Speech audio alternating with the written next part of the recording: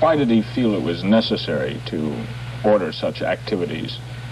That I cannot explain. I am not a psychiatrist. Mr. Garrison said the CIA has attempted to block his investigation For some time. Have you His seen purpose for bringing the CIA in, Bill, is this. As he put it, they can't afford to answer. He can say what he damn well pleases about that agency, and they'll never reply.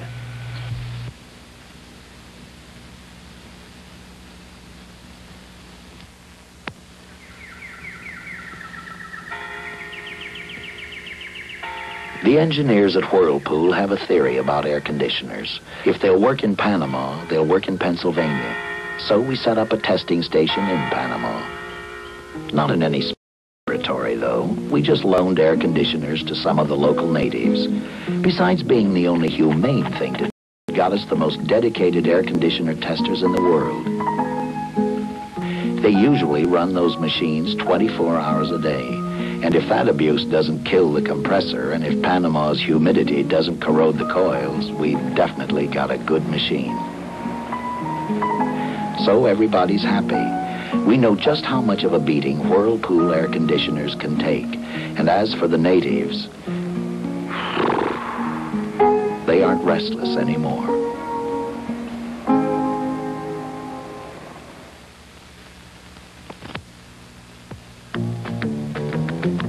Trucks at work really are attention getters, especially to little boys. But it's a fact that whatever we do, wherever we go, trucks are important to all of us. Trucks play a major role in building and maintaining the finest highways in the world. Trucks that are made tough and light with aluminum.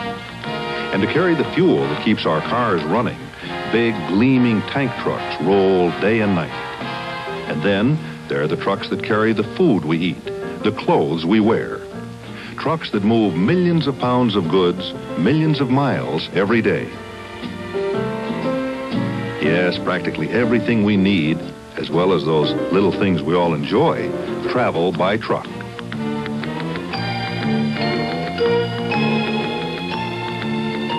Reynolds is proud to be a member of the American trucking industry. A CBS News inquiry, the Warren Report, continues. Here again is Walter Cronkite. Mr. Garrison is the only critic who has been in a position to act on his beliefs. He has brought Clay Shaw before the courts of Louisiana.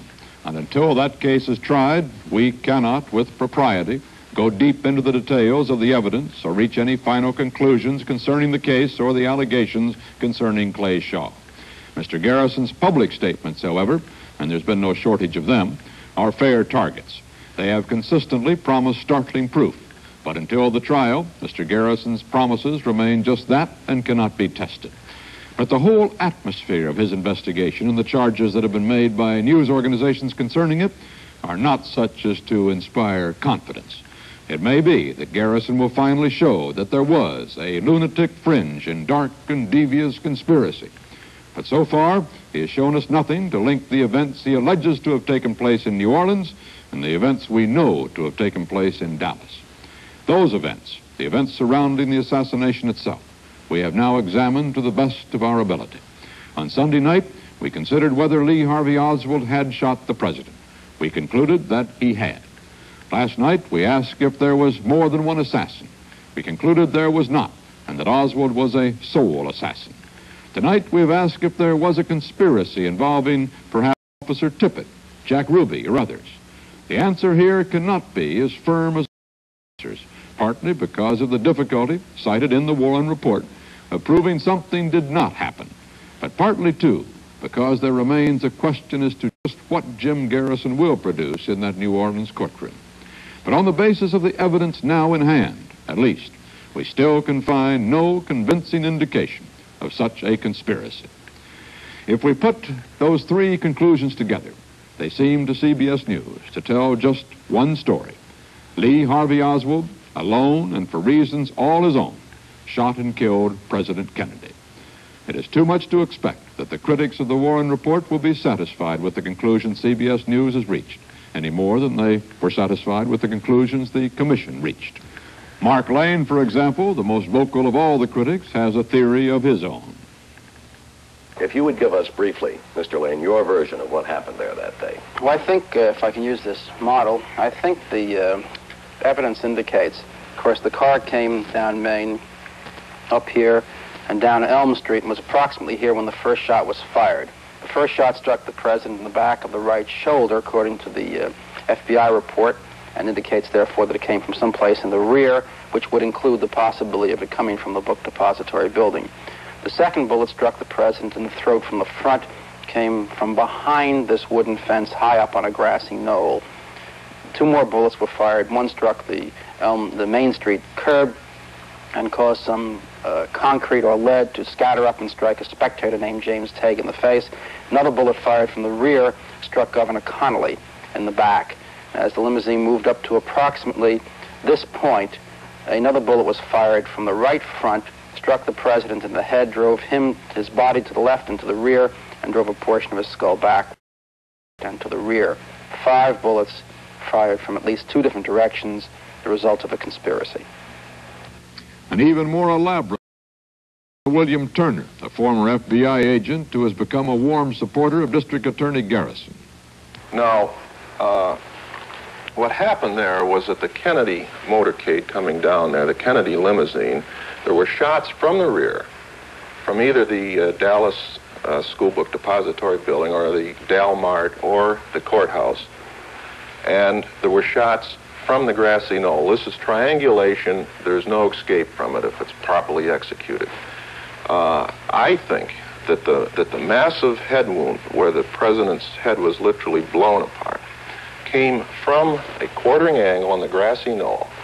The bullet was a low-velocity dum-dum mercury fulminate howl nose, which are outlawed by the Hague Convention, but which are used by paramilitary groups, and that the whole reaction is very consistent to this kind of weapon, that he is struck and his head doesn't go directly back this way, but it goes back and over this way, which would be consistent with the shot from that direction in Newton's law of motion. Now, I feel also that the escape was very simple.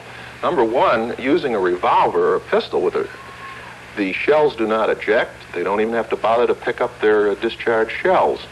Number two, they can slip the gun under their coat, and when everybody comes surging up there, they can just say, "Went that away." Very simple. In fact, it's so simple that it's probably happened that way. In the light of what we have exposed over the past 3 evenings, it's difficult to take such versions seriously. But unquestionably, there are those who will do so, and it is their privilege. Our own task is not yet over. We must still ask whether the Warren Commission did all that was asked of it, whether other arms of the government acted as they should have acted, whether another commission might cast new light upon the assassination. We must ask also whether there are fundamental and profound human reasons for the aura of disbelief that surrounds the Warren report. We will deal with all those matters tomorrow night in the last portion of this inquiry. But this is a natural moment to pause and to sum up what we think we have learned. Dan, you were on the day of the assassination. You've been back there several times since, and when we did the first Warren report, and now in recent days to prepare this report. And you've been up in that window. We've looked out that window with you, but subjectively, what is the Oswald eye view of the assassination site? It was an easy shot, a much easier shot than even it looks in our pictures. The range was such, the angle was such, that it did not take an expert shot, one man, to do what the Warren Commission says was done from there.